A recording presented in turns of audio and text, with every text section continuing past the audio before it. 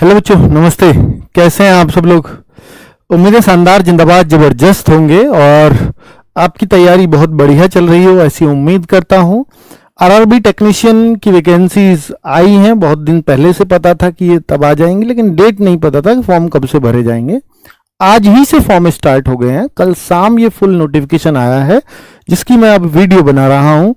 अगर मैं बोलूं कि रेलवे में सबसे जल्दी कौन सी एक वैकेंसी पूरी हो सकती है, तो मैं कहूंगा कि इससे अलग दूसरा आपको नाम नहीं मिलेगा। कारण आपके अवसर इसमें एक एग्जाम है, ऐसे तो ग्रुप डी भी एक एग्जाम है।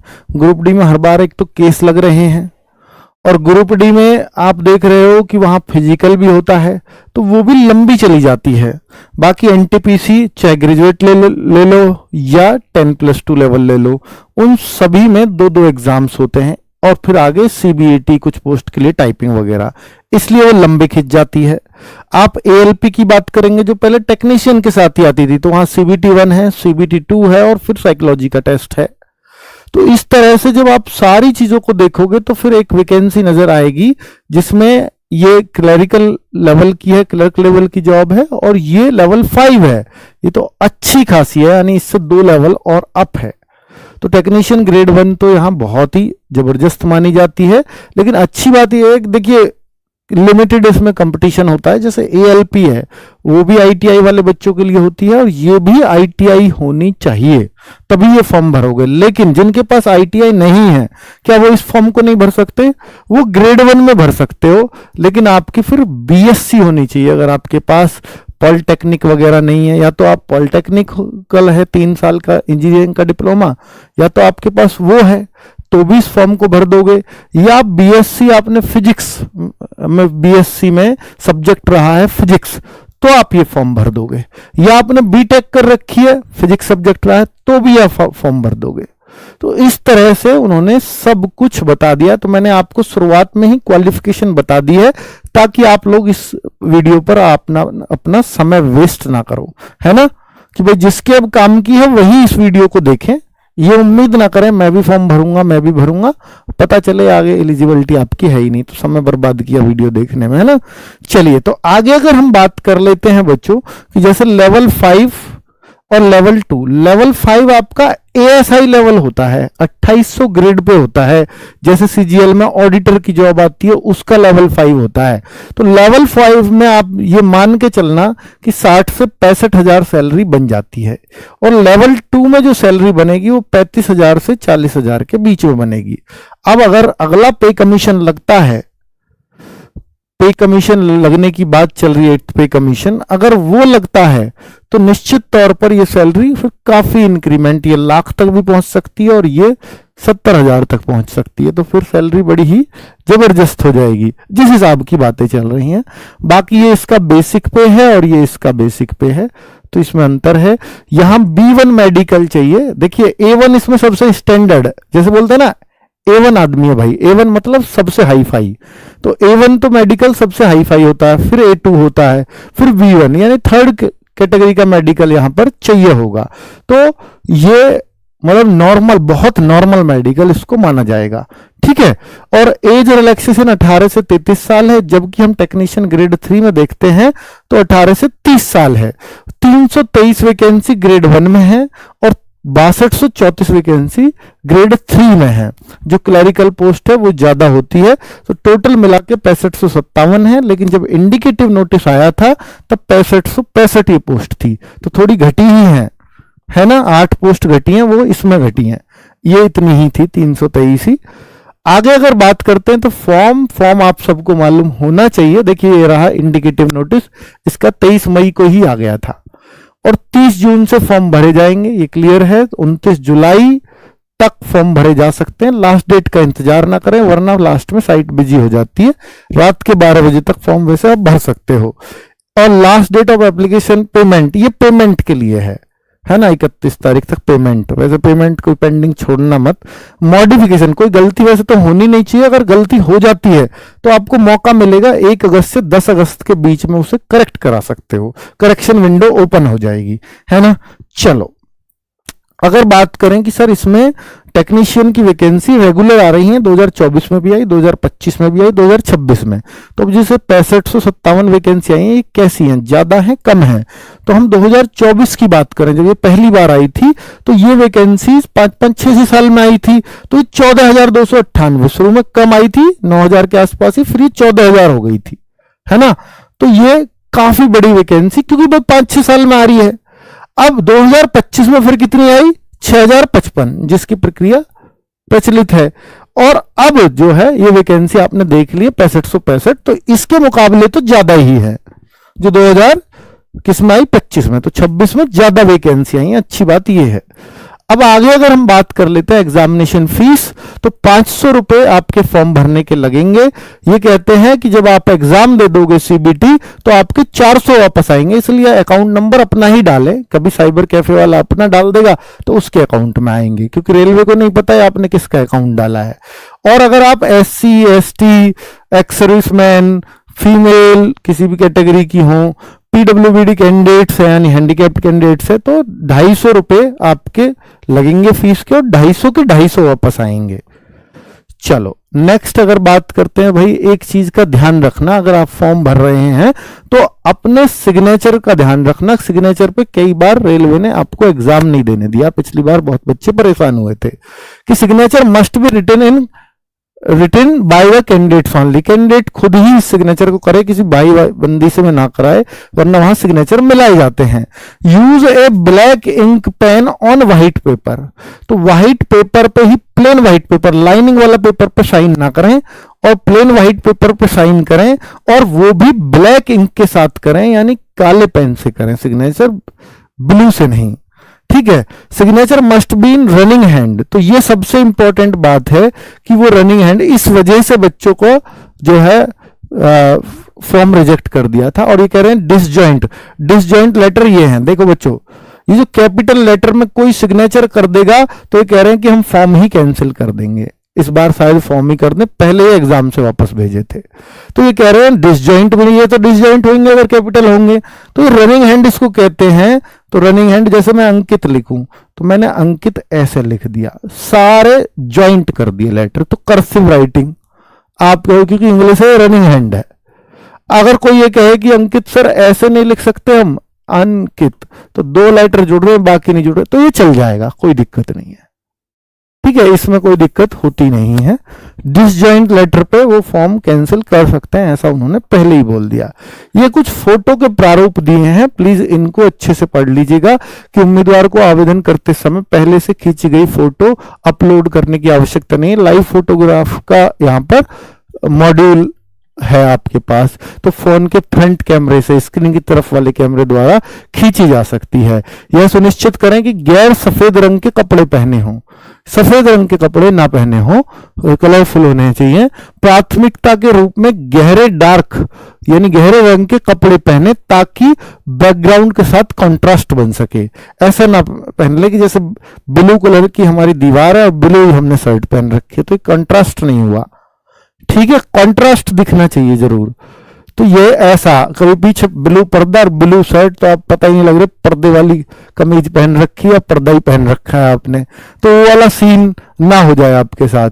बाकी ये बोल रहे हैं कि ऐसे ना खिंचवाएं फोटो बिल्कुल सीधे ही खिंचवाएं।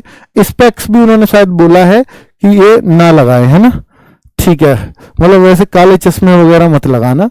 बाकी सारी चीजें आपको उन्होंने समझाई है, तो इन पॉइंटर्स को ध्यान में रखकर ही फोटो खिंचवाएं। चलो, और इंपॉर्टेंट बात क्या है, कुछ क्रूशियल डेट दी है। क्रूशियल डेट उन्होंने बोला कि फॉर्म की लास्ट डेट है 29 जुलाई। तो यानी जितने भी आपके सर्टिफिकेट है, चाहे वो SC का सर्टिफिकेट है, ST का है, OBC का है, EWS का है, EBC सर्टिफिकेट है, ये सब फॉर्म की क्लोजिंग डेट से पहले के बने हुए होने चाहिए। यानी जैसे किसी का EWS सर्टिफिकेट है, कोई बनवाता है, तो ये उसी फाइनेंशियल ईयर का बना हुआ होना चाहिए, यानी 1 अप्रैल 2026 के बाद का, और 29 क्या चल रहा है अभी, 29 जुलाई 2026 से पहले का, इसी बीच का ही EWS सर्टिफिकेट चलेगा। OBC का है तो क्या वो भी 1 अप्रैल के बाद का, नहीं, उस पर ऐसी कंडीशन अप्लाई नहीं होती। SC पे बिल्कुल नहीं होती, ठीक है। चलो और इन्होंने एज के बारे में बताया 18 से 33 साल, ये मैं पहले ही बता चुका हूं, और ये 1/7/2026 को मांगी जाएगी, एज काउंट की जाएगी 18 से 30 साल। तो इस डेट को आप देख लेना, इसके बीच के होने चाहिए। 3 साल ओबीसी के लिए छूट 18 से 36, 18 से 33। SC ST के लिए 18 से 35 और SC ST के लिए 18 से 38 और यहां 18 से 35। चलो नेक्स्ट, क्वालिफिकेशन। बहुत सारे बच्चों के डाउट क्वालिफिकेशन को लेकर के रहते हैं। तो क्वालिफिकेशन देखिए, दो तरह की वैकेंसी है, ग्रेड 1 और ग्रेड 3। तो जो ग्रेड 1 है, BSc BTech कुछ भी इनमें से कर रखा हो, या 3 ईयर का डिप्लोमा। ये कहां लिखा हुआ है? तो जब आप जाएंगे टेक्नीशियन ग्रेड 1 सिग्नल, तो ये 7th पे कमीशन से लेवल 5 है, 5 की जॉब है। और यहां पर आपको लिखा मिलेगा कि bachelor of science in physics, यानी BSc आपने कर रखी हो, फिजिक्स में करी हो या इलेक्ट्रॉनिक्स में करी हो या कंप्यूटर साइंस में करी हो या IT में करी हो, इंफॉर्मेशन टेक्नोलॉजी में, या इंस्ट्रूमेंटेशन में करी हो, तो चल जाएगी। इसके अलावा किसी और में BSc यानी कोई सब्जेक्ट इनमें से रहा ही नहीं है, तो फिर आपकी BSc नहीं चलेगी। फिर इन्होंने बोला है कि BSc in combination of any subject of stream, तो इन्हें ये बोल दिया है कि physics, electronics, computer science, information technology, instrument, तो इनमें से भी कर रखी हो तो भी चल जाएगी, है ना। साथ में और अब आप कहो कि सर ऊपर बैचलर ऑफ साइंस लिखिए, नीचे BSc लिखिए, तो बात एक ही है, उसकी कोई दिक्कत नहीं है। और नीचे लिख रखा है अगर वो भी नहीं है तो फिर या में ये चल जाएगा 3 इयर्स डिप्लोमा इन इंजीनियरिंग, तो इंजीनियरिंग का 3 इयर्स डिप्लोमा चल जाएगा। और अगर वो भी नहीं है तो degree in engineering, degree engineering BTech होती है, BE बोलते हैं जिसको, बैचलर ऑफ इंजीनियरिंग, तो वो भी चल जाएगी। ये ग्रेड 1 की वैकेंसीज के लिए उन्होंने क्लियर किया, यही क्वालिफिकेशंस हैं बस, ठीक है। अब हम बात करते हैं ग्रेड 3। तो ग्रेड 3 भाई बहुत तरह तरह की अलग अलग पोस्ट होती है, तो अलग अलग यहां क्वालिफिकेशंस लिखी हुई हैं, लेकिन सब में एक बात कॉमन है कि 10th तो पास आप होने ही चाहिए और साथ में ITI होनी चाहिए। तो यहां पर ये क्लियर लिख रखा है, जैसे मैकेनिकल ही है या इंजीनियरिंग है, मैकेनिकल है तो मैकेनिकल में वो दिख रखा है डीजल सेड, CNWD, बेज, वे, तो यहां उस हिसाब से क्वालिफिकेशन से लिखी हुई है कि ITI आपने किस में की हो, वो ट्रेड कौन सा रहा हो, ये यहां समझा रखा है सबके आगे। तो आप अपने हिसाब से फिर वो जो है फॉर्म वैसा भर सकते हो। तो इस तरह की उन्होंने करीब 16 तरह की अलग अलग वो बना रखी है। हो सकता है और भी रही हो, तो हमारी टीम ने इतना ही लगाया है।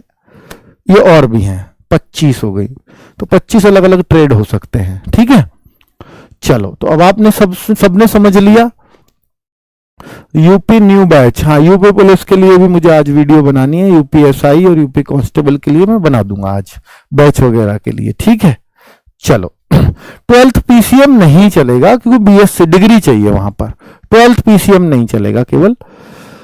अब हम बात करते हैं कि भाई देखिए एक ही एग्जाम है DV, अब ये कहता है कि एक एग्जाम के बाद DV के लिए और मेडिकल के लिए हम उतने ही बच्चे चुनते हैं जितनी वैकेंसी होती हैं। 6200 वैकेंसी है तो 6200 ही बच्चों को पास करेंगे, चाहे आप DV में रह जाओ या मेडिकल में, उससे कोई मतलब नहीं है। यानी ज्यादा बच्चे पास नहीं करते। नेगेटिव मार्किंग एग्जाम में 1/3 की रहेगी। अगर आप समझना चाहते हो कि क्या क्या आएगा, देखिए पूरा प्रोसेस है लगने का, पहले एग्जाम है, फिर DV है, फिर मेडिकल है। बहुत सिंपल है इसका, इससे सिंपल किसी का भी नहीं है रेलवे में। तो अगर आप देखें क्या क्या आएगा वो भी मैं आपको बता रहा हूं। तो ग्रेड 1 की हम बात कर रहे हैं, 90 मिनट का पेपर होगा, 100 क्वेश्चन होंगे। पहले ग्रेड 1 की बात कर रहा हूं क्या क्या है पैटर्न में। जनरल अवेयरनेस के 10 क्वेश्चन आएंगे, रीजनिंग के 15 क्वेश्चन आएंगे, basic of computer and application यानी कंप्यूटर के 20 क्वेश्चन हैं, मैथमेटिक के 20 क्वेश्चन हैं, और बेसिक साइंस एंड इंजीनियरिंग जो ALP के CBT 2 में आता है वो यहां पर दे रखा है। तो 35 नंबर का ये है। तो कुल मिलाकर के 100 क्वेश्चन आते हैं, 100 ही मार्क्स के होते हैं, और इसी से फाइनल सिलेक्शन हो जाता है। तो इसके लिए हम एक शिखर बैच लाए थे। अगर कोई साथी ग्रेड 1 की भी तैयारी करना चाहता है तो शिखर बैच में वो कर सकता है, ठीक है। तो शिखर बैच में हम बेसिक साइंस एंड इंजीनियरिंग भी दे रहे हैं, मैथमेटिक्स भी इस लेवल का दे रहे हैं, क्योंकि इसका सिलेबस आप मैथमेटिक्स का देखोगे तो बाकियों से अलग मिलेगा थोड़ा सा, क्योंकि कुछ चैप्टर्स उस तरह के इन्होंने शामिल कर रखे हैं इसमें, ठीक है। जैसे आप देखोगे union and intersection of sets, तो ये कहीं और नहीं मिलता आपको, है ना। यूनिवर्सल सेट, ये मैथ्स कहीं और नहीं मिलेगा, ये केवल ग्रेड 1 में मिलेगा आपको। बेसिक साइंस एंड इंजीनियरिंग क्या है, जो आप एएलपी में पढ़ते हो वही यहां पर भी हम लोग पढ़ाने वाले हैं।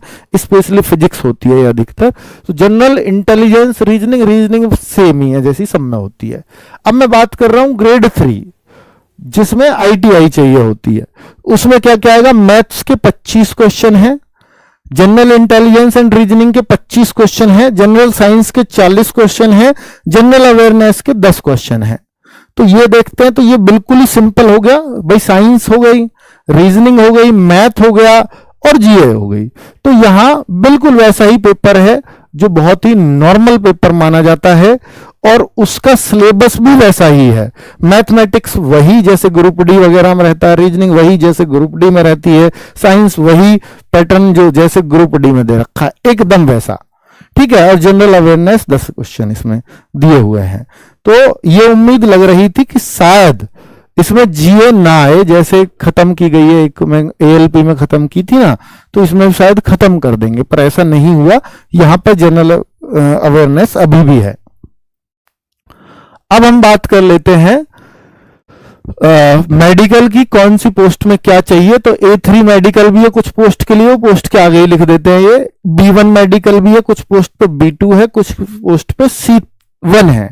तो पहले A1 होता है सबसे बढ़िया, सब एकदम फिट 6x6 आइज जो एएलपी में लिया जाता है, फिर A2 होता है, फिर A3, फिर B1 आता है, तो B1 भी, फिर B2 आता है, और फिर C1 और C2 सबसे लास्ट में आता है। तो उसमें तो सभी चल जाते हैं, C2 में तो C1 भी।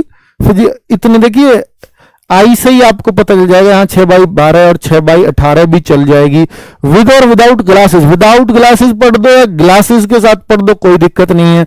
ये भी विद और विदाउट ग्लासेस, चश्मे यानी चल जाएंगे।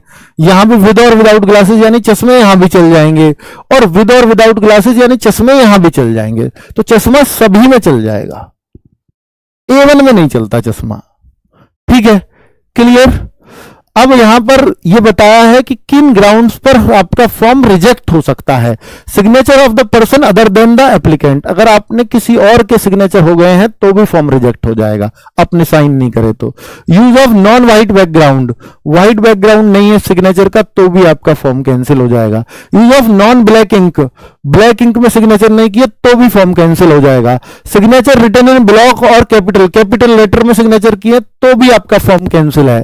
पुअर रिजोल्यूशन यानी ब्लर सिग्नेचर आपने उस पर अटैच कर दिए तो भी दिक्कत है। इनकम्प्लीट और पार्शियल विजिबल सिग्नेचर तो भी फॉर्म रिजेक्ट है। Upload an image other than the signature, आपने कोई और इमेज अपलोड कर दी सिग्नेचर के अलावा तो भी फॉर्म रिजेक्ट है। नो सिग्नेचर, सिग्नेचर ही नहीं करे, ब्लैंक छोड़ दिया तो भी रिजेक्ट तो होगा ही। थंब इंप्रेशन लगा दिया सिग्नेचर कि मैं अनपढ़ हूं तो फिर भी रिजेक्ट है। तो इस तरह से उन्होंने सब कुछ बहुत आसान वे में समझाने का प्रयास किया है। और ये है हमारा शिखर बैच जिसकी मैं बात कर रहा था, चाहे ग्रेड 1 के बच्चे हो चाहे ग्रेड 3 के बच्चे हो, हमने उस तरह से इसको किया है डिजाइन।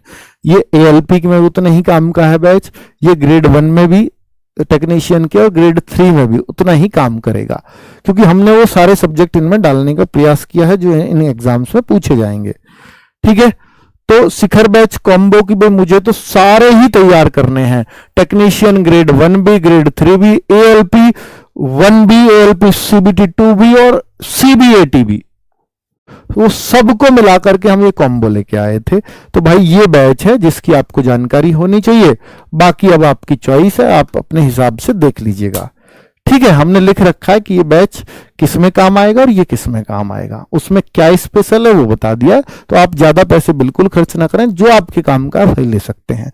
बाकी अगर किसी तरह का और कंफ्यूजन हो तो आप हमारी टीम को कॉल कर सकते हो, हमारा नंबर आप सबके पास होना चाहिए, नहीं है तो मैं लिख देता हूं 9818489147, ये हमारी टीम का नंबर है जो आपको समझा देगी अगर किसी तरह का कोई कंफ्यूजन है तो, ठीक है। ठीक है साथी, थैंक यू वेरी मच, नमस्ते।